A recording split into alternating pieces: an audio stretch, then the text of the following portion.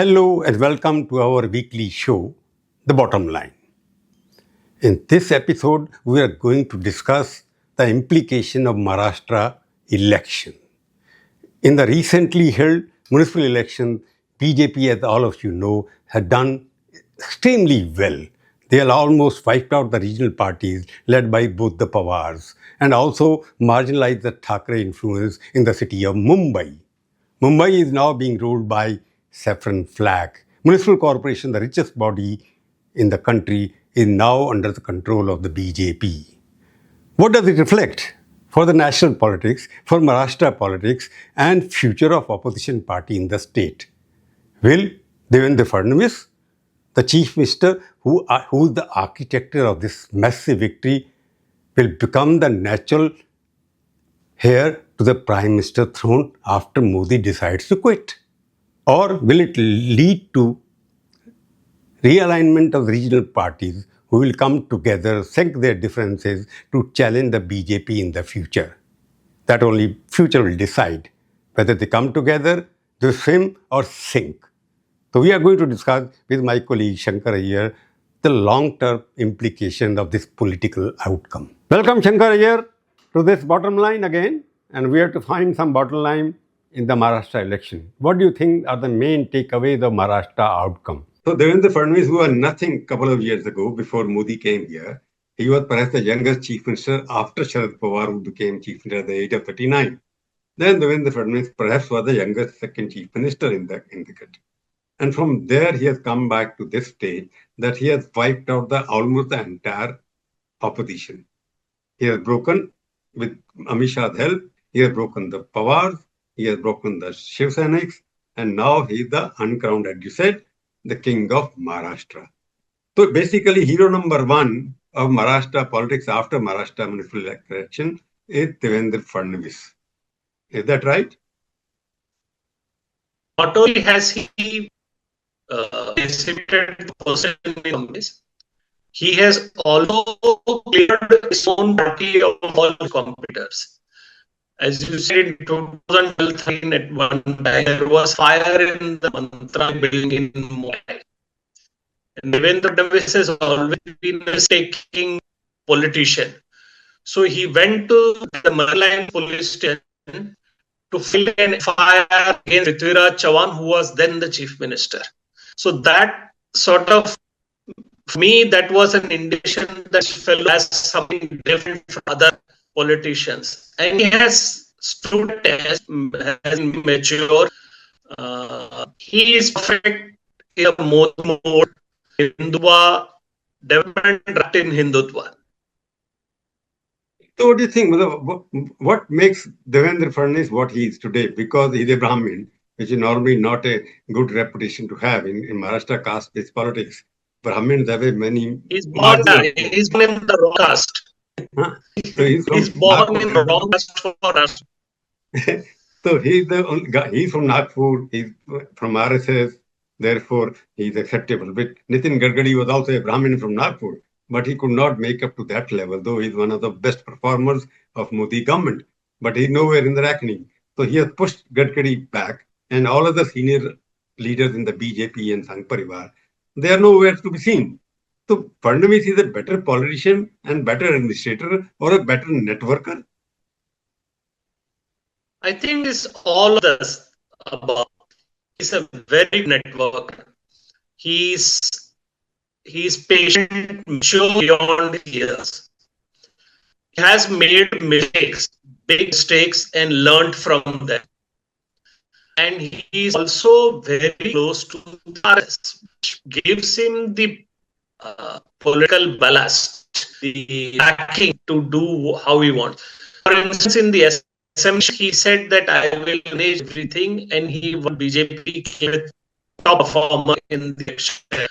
They won more than 200 seats. Here in the municipal elections, you did not see the BJP leader of national seats in the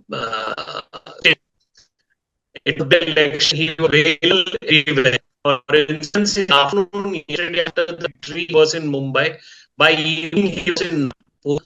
So he is a politician in that. So he's in first that in 2024 he proved a point, and he's posing a question to national BP. I am in the race. Now, what I'm going to say, when he became the chief for the first time, when he came back and he had almost a complete term. But can you remember anything, since you are expert in Maharashtra also, that you know that back of the land there? What could be said? What is his quality as an administrator there? So he created this cell in his chief minister's office, and in which monitored all the projects that were being done, and he took personal interest in water, because at that time in 2014-15 we had a lot of issues in Maharashtra on water. So he created this reclassifying of water bodies, recharging of water bodies, and used to go to every village. And he had promised tanker mukt Maharashtra, which hasn't happened, I mean, to be fair, but he made the effort. What people saw, that his conduct in the assembly and his attention to detail, his accessibility, he is very accessible, available to people, even if to his opposition, to people who criticize him, he is available. That makes him a better politician than the normal BJP politician who, because of the popularity of the party and Modi, are sort of flying at 30,000 feet. This fellow is on the ground. So you're saying he was hands-on chief minister rather than hands-off. He was leading from the front. Yes, and very good equation with the bureaucrats. Oh, so he was working as a team. You're basically the team leader. He's not a loner. He mixes with the people. You see what, when he's appointed, there was a lot of opposition from senior BJP leaders in the center as well as the state, that why he has been appointed. This looks at what you're saying. I can say that he got the chair, but made it acceptable himself to all the people who were against him. He became one of them. Yes, and he slowly weeded out those fellows who had seniority or were competitors. His networking master stroke, because as they call it, the masters, he first adopted them, then dropped them. Dropped them, yes. So that was on. Coming back to that, after he lost the election and some other party, Thackeray became the chief minister and whatnot, he has been working in a manner so that party can grow together. And he also been working according to the people to break the party while seeking to unite them with them. It's correct. He was playing double game. So he took a step back and became the opposition leader that he was before he became chief minister. And he then coordinated with the party, with the RSS, to see which part of the ruling front can be broken. And we always knew that the NCP was amenable to attractive options. But the breaking of the Shiv Sena was the masterstroke, really. And that was done primarily by Delhi. But he accepted Shinde as the chief minister, which showed smartness.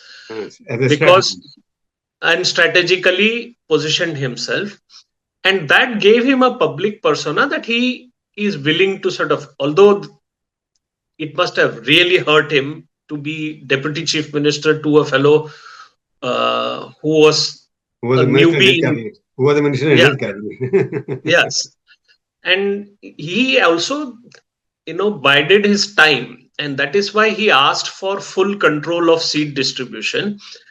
And if you remember, even in 2024, his appointment of chief minister or Shinde as chief minister was a sort of question mark. And then he got RSS to back him fully. Mm-hmm. The other thing which is, he also neutralized Pawar. He divided them also. Na? He divided Shiv Sena, he divided Pawar also. So he knew that the way to sort of get at NCP was to attack their organization rather than attacking Pawar. Because the first time he attacked Pawar and it blew back. There was blowback. Basically, capturing the organization promoted by Pawar and Thackeray, he captured Shiv Sena rather than capturing Thackeray. Yes, He Yes, captures correct. NCP rather than capturing Pawar because they are not. That is what it looks like. So Sharad Pawar is gone. But the question is, So after this massive victory, what do you think his future is? Is he in line for succession after Modi? Because Maharashtra did he's say he lost the parliament election. That's a different issue because there were alliances. Unity was much stronger than it was. So do you think that he comes into the league of future prime ministers who are around 50s, in their 50s or late if you early if 50s? if we go by the choice of the BJP president, a young president, non-controversial, not a caste-driven choice, then Devendra Fadnavis has a great chance to be in the race, and his direct competition will be with Yogi Adityanath. No, Same, see, his advantage has, according to what I look like, he has been in office, he has a clean image personally, and he is a networker, unacceptable to RSS also. That's one. And Yogi, of course, is same clean, personal clean image. And Bhagwa, he always in yes, happy yes, color. So this puts him in the league for that, basically, because as you said, he got absolutely, absolutely, he's in the race. He's the asking the question, why not me? no, why not? He may not. But BJP, for example, they got a BJP president who's 45-year-old, Hmm. but he doesn't speak English. He doesn't speak proper Hindi also. No, caste is not there because he is a caste, which is first time happened. So because the party president 45-year-old, the next prime minister cannot be 75-year-old.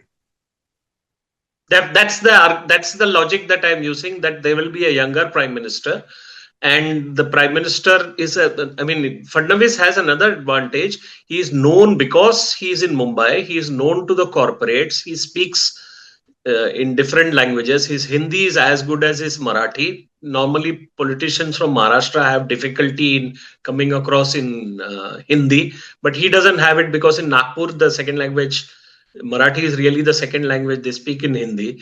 And he has the ability to converse in different languages to different people, understands business. Having said that, he still has a issue with his own followers who have this feeling that he doesn't reimburse the loyalty, that people who have been loyal to him have not been rewarded. That is something that he will need to address if he wants to rise Hmm. in the national state. Yeah, in a meal ticket party, you have to give the meal to everybody. Yes, correct, correct. But the other advantage we see when he was sent to Davos as part of the Indian delegation, that was an indication that he's also being projected to international audience as well.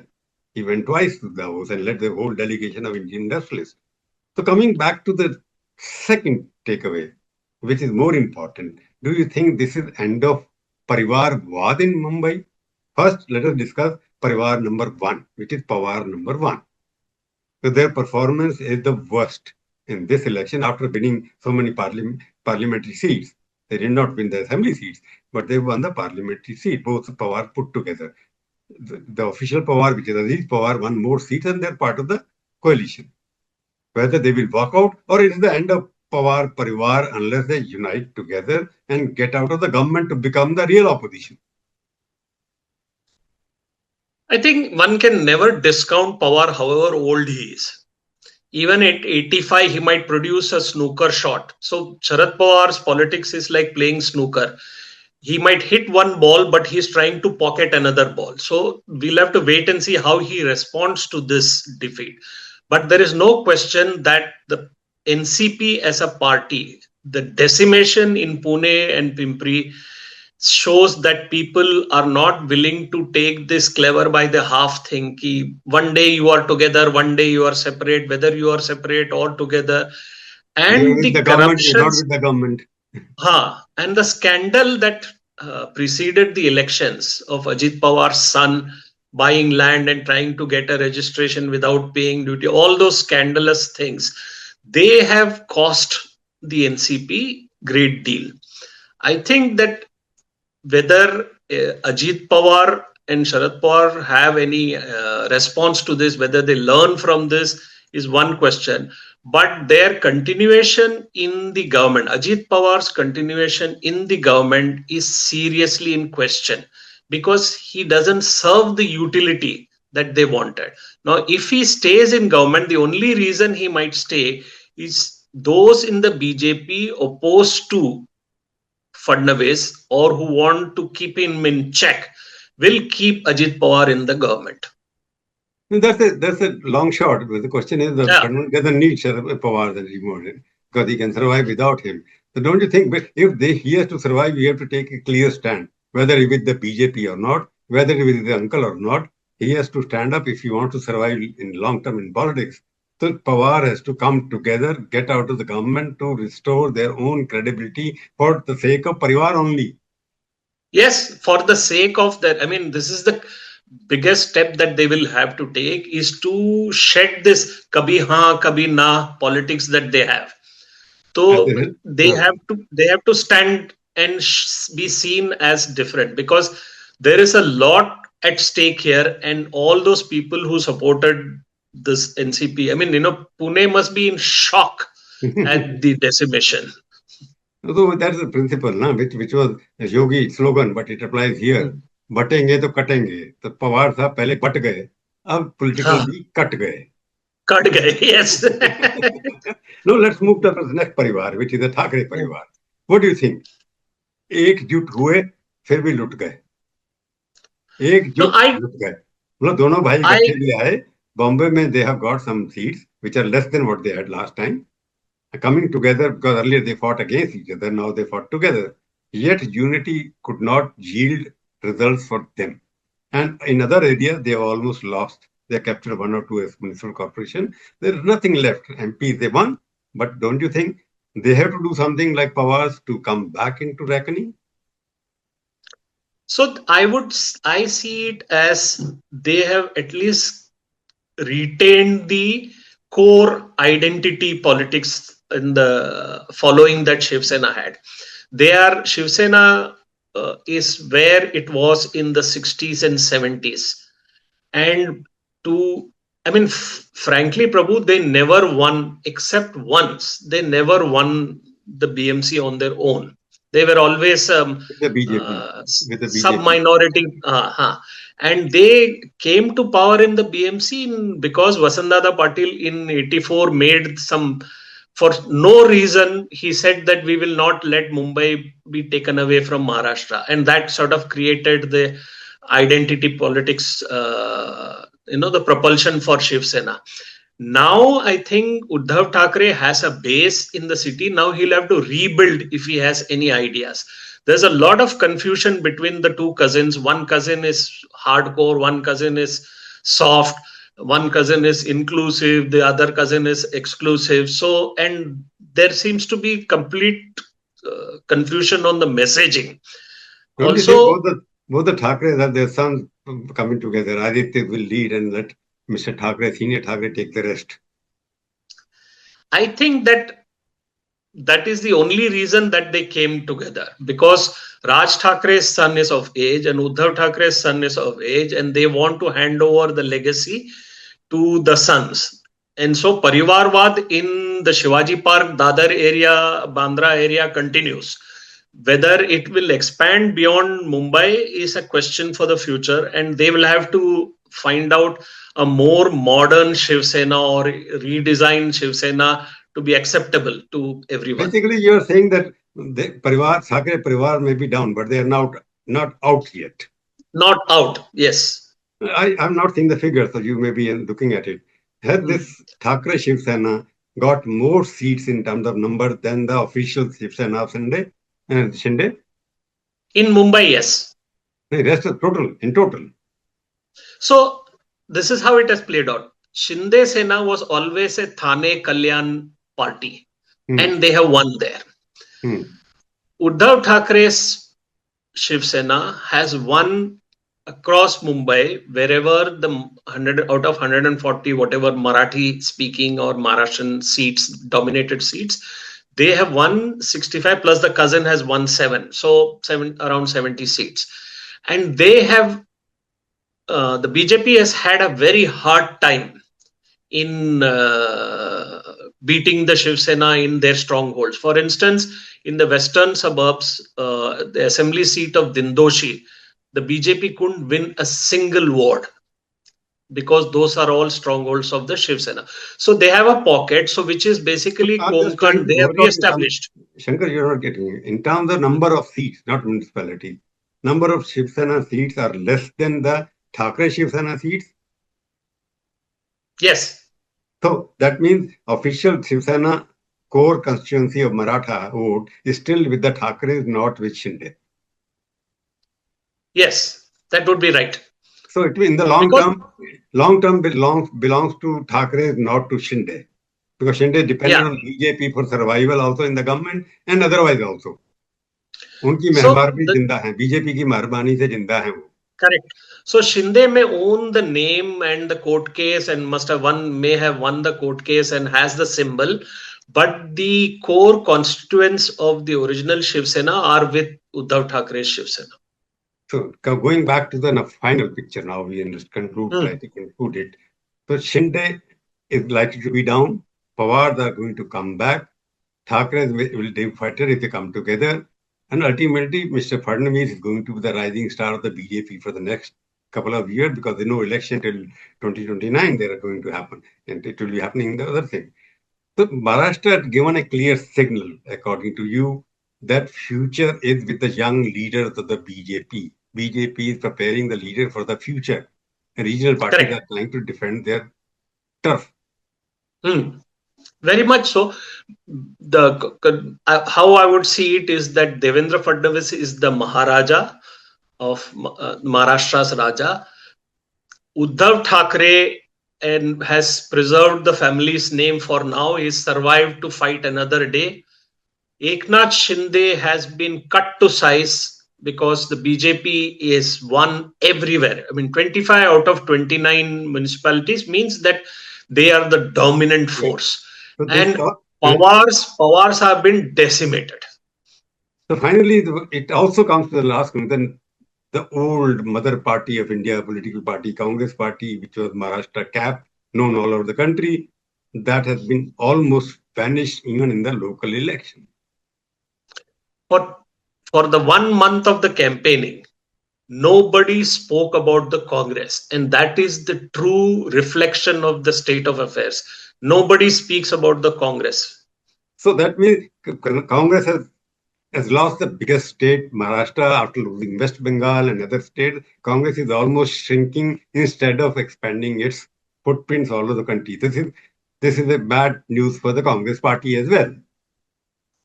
Yes, totally. After sort of showing some life in the 2024 parliament elections, they were wiped out in the assembly and they have nothing to show in the municipal polls. So Congress has to worry also, and so has the entire opposition to come together. Thank you, Shankkar, for participating in Bottom Line. That's enough for today. We'll meet again next week and discuss some other topic for Bottom Line. Till then, bye. Thank you very much.